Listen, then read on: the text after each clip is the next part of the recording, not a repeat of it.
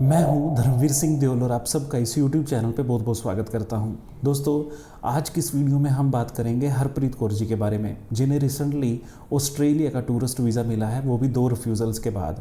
आज की इस वीडियो में हम डिटेल में बात करेंगे कि कैसी इनकी प्रोफाइल थी, डॉक्यूमेंट कैसे थे, और भी इस वीडियो में हम पूरी की पूरी केस स्टडी के ऊपर बात करेंगे। अगर दोस्तों आप मेरे इस चैनल पर नए आए हैं, पहली बार आए हैं, तो प्लीज़ इस चैनल को सब्सक्राइब करें और इस वीडियो को लाइक कर दें। दोस्तों, अगर आप ऑस्ट्रेलिया के बारे में सोच रहे हैं या आपकी रिसेंट ऑस्ट्रेलिया की रिफ्यूज़ल आई है, तो दोस्तों ये वीडियो आपके काफ़ी काम आ सकती है। तो उम्मीद करूंगा कि आप इस वीडियो को लास्ट तक ज़रूर देखेंगे। अगर दोस्तों आप हमारे थ्रू अपना प्रोसेस करवाना चाहते हैं, स्क्रीन पे नंबर विजिबल है, आप हमें कॉन्टैक्ट कर सकते हैं। तो चलिए दोस्तों वीडियो की शुरुआत करते हैं। तो सबसे पहले दोस्तों हम बात करेंगे वीज़ा के बारे में। जैसा कि आप स्क्रीन पे देख सकते हैं कि जो इनकी वीज़ा की वैलिडिटी है वो 3 साल की है, और सबसे बड़ी बात है कि यहाँ पे किसी भी तरह की 8503 कंडीशन नहीं आई है, क्योंकि काफ़ी मार्केट में ये न्यूज़ है कि हर वीज़ा जो मिलेगा 8503 के साथ मिलेगा। तो यहाँ पर हमारे जितने भी वीज़ा हैं वो 8503 के बिना आए हैं। ऐसा नहीं है कि वो दे नहीं सकते, बट हमें कोई ऐसा वीज़ा नहीं मिला। और ज़्यादातर देखने में यही आया कि जितने भी मार्केट में वीज़ा हैं वो सारे के सारे 8503 के बिना आए हैं, या बहुत ही कम वीज़ा में 8503 कंडीशन आई है। अगर यहाँ पर बात करें तो मल्टीपल एंट्री है और 3 महीने वहाँ पे विज़िट कर सकते हैं।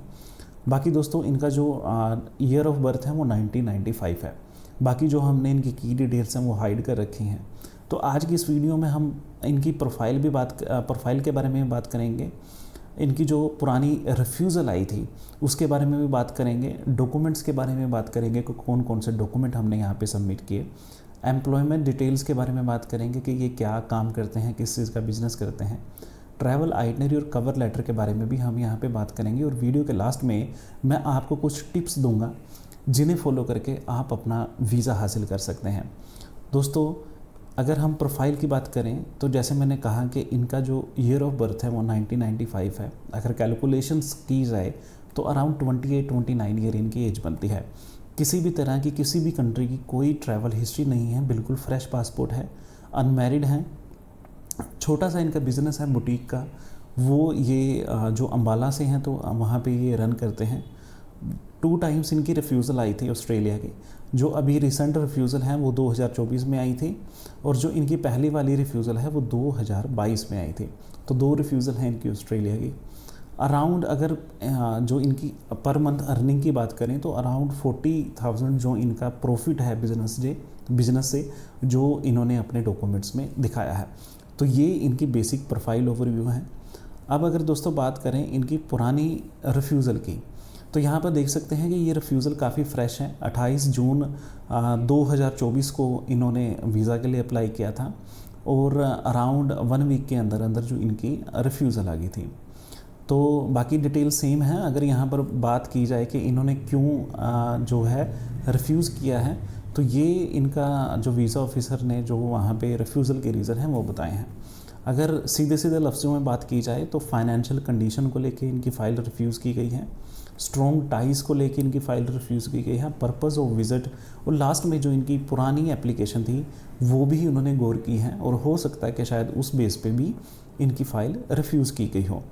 इंटेंशन को लेके, पर्पज़ ऑफ विज़िट को लेके भी यहाँ पे क्वेश्चन किया गया था। तो काफ़ी यहाँ पे एक हमारे पास कॉम्प्लिकेटेड केस था, क्योंकि अगर टाइज़ की बात की जाए तो ये जो एक इनका भाई है और एक आप हैं। जो इनका भाई है उनको कनाडा का वीज़ा मिला है, और इसके अलावा इनकी फैमिली में कोई नहीं है। इनके मदर हैं, इनके फादर हैं। तो टाइज़ काफ़ी यहाँ पे जो अगर बात की जाए तो काफ़ी कम है। दूसरा ये है अनमैरिड हैं। तो टाइज़ तो लेके तो बिल्कुल जेन्युइन है कि जो इनकी प्रोफाइल के हिसाब से इनके टाइज़ काफ़ी कमज़ोर हैं। फाइनेंशियल कंडीशन की बात की जाए तो फाइनेंशियल कंडीशन में भी इनका अपना बिज़नेस है, वहाँ से ये प्रॉफिट अर्न करते हैं, आईटीआर भरते हैं। बैंक बैलेंस भी ठीक था, ना ज़्यादा कम था, ना ज़्यादा जो बिल्कुल ही जैसे कहें कि लाखों में था, तो मिनिमम बैलेंस था। बाकी दोस्तों ये रिफ्यूज़ल के जो रीज़न थे ये इन्हीं के ऊपर हमने काम किया, और फाइनली जो इनको वीज़ा मिला है। अब दोस्तों हम बात कर लेते हैं डॉक्यूमेंट्स के बारे में कि बिज़नेस के डॉक्यूमेंट और आईटीआर कैसे थी। तो सबसे पहले तो हमने जो बिज़नेस के रजिस्ट्रेशन डॉक्यूमेंट्स हैं वो हमने यहाँ पे सबमिट किए। जिसमें इनका एमएसएमई था। अगर आपके पास एमएसएमई है आप वो भी सबमिट कर सकते हैं, जीएसटी है वो साथ में लगा सकते हैं। अगर आपके पास जीएसटी नहीं है तो आप एमएसएमई भी साथ में सबमिट कर सकते हैं। उसके बाद दोस्तों हमने बिजनेस डिक्लेरेशंस लेटर्स यहाँ पे लगाए थे, क्योंकि जो इनकी पुरानी रिफ्यूज़ल थी उसमें फाइनेंस को लेके, टाइस को लेके काफ़ी कुछ था, तो हमने डिक्लेरेशंस लेटर काफ़ी बनाए। इसका जो भी फॉर्मेट था वो हमारे तरफ से प्रोवाइड किया गया था। इन्होंने जस्ट उसको पढ़ के साइन करके वापस किया और हमने वही डॉक्यूमेंट अटैच किए। ट्रांजैक्शंस प्रूफ हमने साथ में लगाए थे, क्योंकि बिज़नेस है और बिज़नेस जहाँ पे होगा वहाँ पे ट्रांजैक्शन भी होंगे, क्योंकि 40,000 जो इनकी अर्निंग है तो उस अर्निंग के हिसाब से इनके जो अकाउंट में जो बैलेंस है वो भी होना चाहिए। सबसे बड़ी बात दोस्तों ये है कि यहाँ पे किसी भी तरह का जो करंट अकाउंट है वो यूज़ नहीं किया गया था। जो इनका अकाउंट था वो सेविंग ही था, बट इनके पास मल्टीपल सेविंग अकाउंट हैं और किसी भी तरह का करंट अकाउंट नहीं है। बाकी हमने जो बिज़नेस के डॉक्यूमेंट हैं वो और भी लगाए थे, जिसमें लेटर हेड, इनका स्टैंप, इनके बाकी जो बिज़नेस के डॉक्यूमेंट हैं वो हमने साथ में सबमिट किए थे। अगर आईटीआर की बात करें 2024-25 की, तो आईटीआर अराउंड इनकी 7 लाख के आसपास थी, जिसमें इनके बिज़नेस से जो अर्निंग है वो भी था और जिसमें इन्होंने कुछ इनकम अपनी रेंट से भी दिखाई थी। तो जो कंबाइन इनकी आईटीआर है वो 693 की है। तो अब दोस्तों हम बात कर लेते हैं इनके अदर डॉक्यूमेंट्स के बारे में। तो अदर डॉक्यूमेंट्स में जो पासपोर्ट है उसकी आपको कॉपी चाहिए। इन केस आपने ट्रैवल किया है, आपके पास इंटरनेशनल स्टैंप्स हैं तो साथ में ज़रूर वो अटैच करें, नहीं तो सिर्फ़ और सिर्फ फ्रंट और बैक जो पेज है, लास्ट पेज है, उसी की रिक्वायरमेंट होती है। नेशनल आइडेंटिटी डॉक्यूमेंट में हमने यहाँ पे इनका Aadhaar card, PAN card, driving licence plus हमने इनका वोटर आईडी कार्ड यहाँ पे सबमिट किया था। 6 मंथ की बैंक स्टेटमेंट प्लस जो बैंक बैलेंस सर्टिफिकेट, जिसमें ये बैंक बैलेंस सर्टिफिकेट वो स्टैम्प था। और जो अगर स्टेटमेंट की बात की जाए तो नॉर्मल ई स्टेटमेंट हमने यहाँ पे सबमिट की थी। सीए नेटवर्थ और प्रॉपर्टी वैल्यूएशन, ये दोनों के दोनों डॉक्यूमेंट हमने यहाँ पे सबमिट किए थे। ये दोनों डॉक्यूमेंट ऑप्शनल हैं, आप अपनी प्रोफाइल के मुताबिक, अपनी ज़रूरत के मुताबिक ये डॉक्यूमेंट अटैच कर सकते हैं, क्योंकि इनकी जो रिफ्यूज़ल है वो मल्टीपल रिफ्यूज़ल थी और बार बार उन्हें फाइनेंस को लेके भी रिफ्यूज़ किया जा रहा था। तो हमने यहाँ पे नेटवर्थ सर्टिफिकेट प्लस जो प्रॉपर्टी वैल्यूएशन है वो हमने यहाँ पे सबमिट की थी। जो प्रॉपर्टी है ये इनके फादर के नाम थी। बिजनेस के डॉक्यूमेंट और डिक्लेरेशंस हमने यहाँ पे सबमिट किए और जो इनके पेरेंट्स हैं उनके आधार कार्ड हमने यहाँ पे सबमिट किए थे। तो ये डॉक्यूमेंट्स थे जो हमने अटैच किए थे। अगर दोस्तों फ़ंड्स की बात की जाए तो फ़ंड्स को लेके काफ़ी कुछ रहता है कि आपके पास इतना फ़ंड होना चाहिए, आपके पास लाखों में फ़ंड होना चाहिए तभी आपका वीज़ा आएगा। तो दोस्तों ऐसा नहीं है। अगर आपके अकाउंट में करोड़ों रुपया भी हैं, अगर ऑस्ट्रेलिया ने रिफ्यूज़ करना है तो आपको रिफ्यूज़ कर देगी। अगर आपके अकाउंट में मिनिमम बैलेंस भी हैं तब भी वो आपको वीज़ा दे देगी। जो हमारा वीज़ा है, अगर मिनिमम की बात करें तो अराउंड 2,70,75,000 में भी हमारा वीज़ा आया था। बट अगर इस केस की बात करें तो इस केस में 4,35,000 इनके सेविंग अकाउंट में था। एक एफडी थी इनके पास, वो 2 लाख की थी। किसी भी तरह की कोई भी इन्वेस्टमेंट नहीं है, किसी भी तरह की कोई भी पॉलिसी नहीं है। अगर सीए नेटवर्थ की बात की जाए तो अराउंड 1,35,00,000 के आसपास थी, जिनमें इनकी प्रॉपर्टी वैल्यूएशन प्लस इनके जो फंड्स हैं प्लस गोल्ड जो भी वैल्यूएशंस हैं वो इसमें इंक्लूड करके 1,35,00,000 रुपया बनता था। अब दोस्तों हम बात कर लेते हैं ट्रैवल आइटनरी और कवर लेटर के बारे में। जैसे कि दोस्तों यहाँ पे जो हमने, क्योंकि इनका फ़ंड काफ़ी मिनिमम था और फंड के हिसाब से ही आइटनरी बनती है, तो हमने 8 दिन की इनकी आइटनरी बनाई थी और सिंगल सिटी हमने आइटनरी यहाँ पे बनाई थी कि ये सिर्फ़ और सिर्फ मेलबर्न जाएंगे। अगर मैं यहाँ पे मल्टी सिटी आइटनरी दिखाता तो सबसे बड़ा जो इम्पैक्ट पड़ता वो इनके बैंक बैलेंस पे पड़ता कि इनकेस आपके पास मिनिमम बैलेंस है और आप ऑस्ट्रेलिया में इतना ज़्यादा आइटनरी दिखा रहे हो कि आप 2 दिन यहाँ पे रहोगे, 2 दिन वहाँ पे रहोगे, तो दोस्तों वीज़ा ऑफिसर भी समझेगा कि अगर आपके पास फ़ंड ही इतना कम है तो आप बाकी खर्च कैसे करोगे। तो उसको लेके भी वीज़ा रिजेक्ट हो जाता है। उसके बाद दोस्तों हमने डे वाइज इनकी आइटनरी दी कि जो ये 8 दिन रहेंगे तो 8 दिन में क्या क्या चीज़ करेंगे। सबसे बड़ी बात है कि हमने कोई भी ऐसा इवेंट, कोई भी ऐसा जो जहाँ पे टिकट की रिक्वायरमेंट हो या कोई इवेंट हो, म्यूज़िक इवेंट हो, कोई जो म्यूज़ियम हो, तो ऐसा कुछ भी हमने यहाँ पे अटैच नहीं किया था। नॉर्मल हमने यहाँ पे रखा था कि ये जाएंगे और विज़िट करेंगे, और इनकेस इन्हें लगा तो ये जो भी इनका वहाँ पे जो प्राइस होगा टिकट का, तो वो लेके वहाँ पे एक्सप्लोर करेंगे। तो काफ़ी हमने सिंपल स्ट्रेट फॉरवर्ड यहाँ पे आइटनरी रखी थी, जिसकी वजह से इनको जो वीज़ा मिला है। अगर टिकट की बात करें तो सेमी कंफर्म टिकट हमने यहाँ पे लगाई थी, कोई ओरिजिनल टिकट यहाँ पे नहीं लगी थी। होटल बुकिंग्स थी वो कंफर्म थी, बट वो भी सेमी रिज़र्व ही थी। अब दोस्तों सेमी रिज़र्व और जो डमी टिकट में क्या फ़र्क होता है, तो मैं यहाँ पे बताता चलूँ कि देखो दोस्तों, डमी टिकट है वो आप किसी भी वेबसाइट से डाउन कर सकते हैं। उसके जो प्लस पॉइंट है वो है कि वो काफ़ी इजी मिल जाती हैं, कई बार फ्री में मिल जाती हैं, या काफ़ी कम कॉस्ट आपको देनी पड़ती है। सेमी कंफर्म टिकट में क्या होता है कि वहाँ पे आपकी जो रिज़र्वेशन है वो कुछ पैसे देके रिज़र्व की जाती है, आपकी सीट रिज़र्व की जाती है। उसके बाद में जो है डॉक्यूमेंट्स यहाँ पे प्रोड्यूस किए जाते हैं, तो यहाँ पे कुछ पैसा जो है वो इन्वेस्ट होता है।